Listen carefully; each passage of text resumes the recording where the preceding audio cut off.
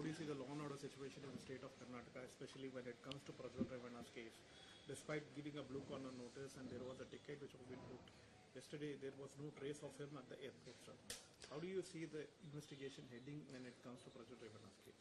See, the Congress government, since it has come to the power in the state of Karnataka, the law and order has completely collapsed. When it comes in the terms of governance, it has failed. It is only the corruption. The transfers against payment, service against payment.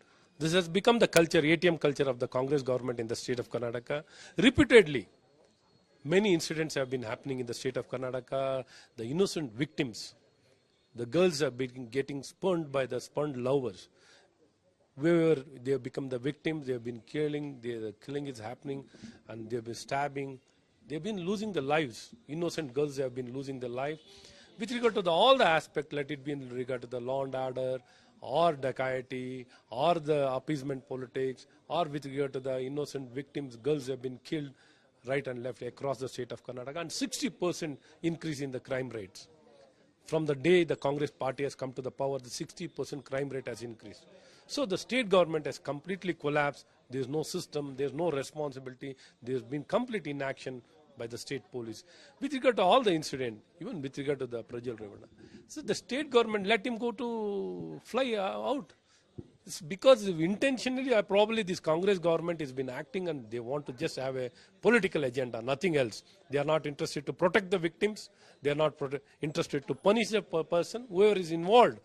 If it is true or false, whatever, the concerned person should be taken action. Whoever is involved by distribution of the pen drives or the person, whoever is involved, the action should have been taken.